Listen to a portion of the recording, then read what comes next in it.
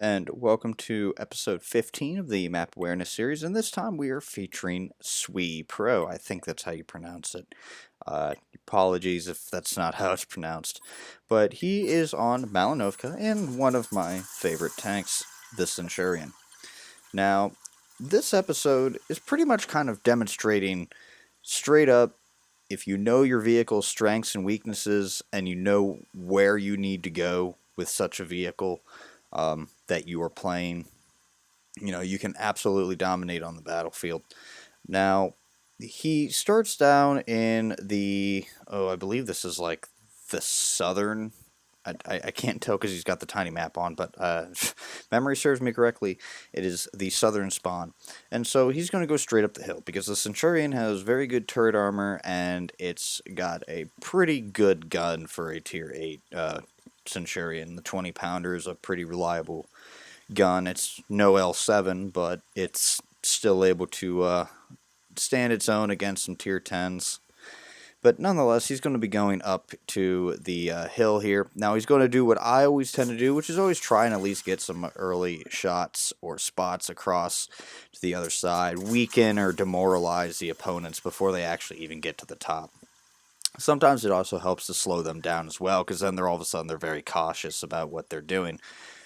But he gets a couple shots, realizes right away that he is in a not a tank that can just sit out in the open.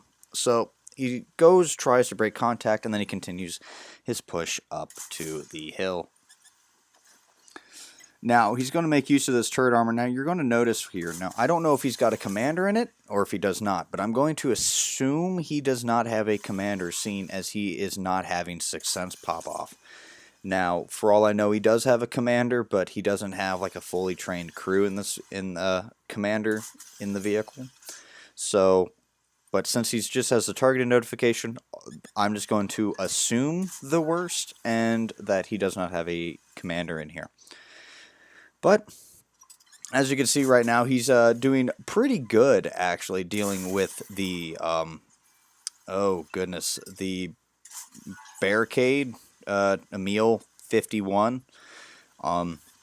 Actually hitting it in spots that I didn't really discover that they were potential weak points till this replay here. So making excellent use of the information provided to him and identifying weak spots and promptly dealing with them efficiently. And as you can see right now he's just applying the pressure. He is the Barricade, or I'm just going to call it the 51, the Emil 51. Was caught in a reload, pulled back, and he just knew right away to apply the pressure on there because he was reloading. So essentially they've won the hill, because now the Inferno here, the Chimera, sorry, the Chimera is, was alone. So now they've won the hill. Now he's able to use the strengths of the Centurion vehicle and just straight up sit up here on the ridge line, use the good turret armor, use his gun depression, and just shoot down on the enemy. This whole replay is more or less essentially a textbook replay by knowing the strengths and weaknesses of your vehicle. You can absolutely dominate, and that's essentially what this gameplay is. And for not having a commander right now, you're going to see that the game you can do reasonably well with or without a commander. All it does is just kind of boost the skills you've already got. And the other thing here with SWE PRO is that he is not content to just sit here on the back. He's going to absolutely push up and keep applying pressure to the opponent. He's not going to sit there on the hill like maybe some of us would do if, for a while, just try and reap the safety of farming damage.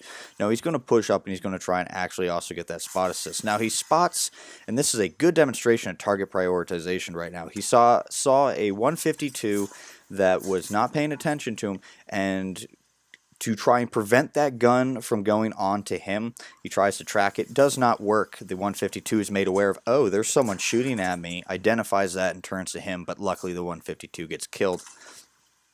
As you can see also, this is a very good demonstration of the fantastic frontal armor of the 5.1. The 5.1 has slightly better armor than the other Tier 8 Premium Centurions, even the tech tree. And of course, as usual, it's got a fantastic turret. So as you can see, he didn't take really a whole lot there for exposing himself to essentially at least one known vehicle, and maybe 2 or 3 that were sitting in the back.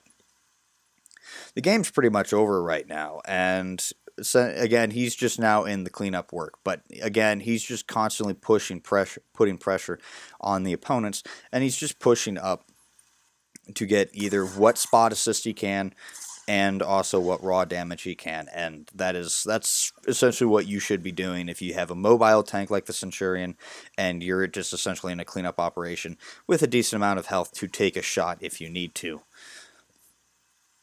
So at this point now, we're just looking around trying to find the last remaining vehicle.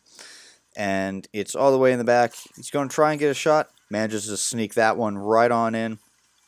But at this point now, it's unlikely that he's actually going to make it there to get another shot off. And lo and behold, the game ends with a relatively pretty good game for a non-commandered Centurion 5-1 here. And he's also an MVP.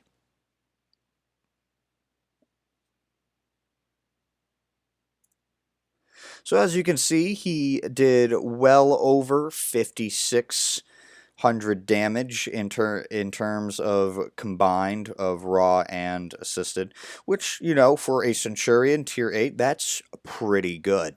So hopefully you all enjoyed this video. If you liked this replay and you want to see more, hit that like button and consider subscribing and hitting that bell icon for notifications. But until next time, this has been Darren of WotC Academy.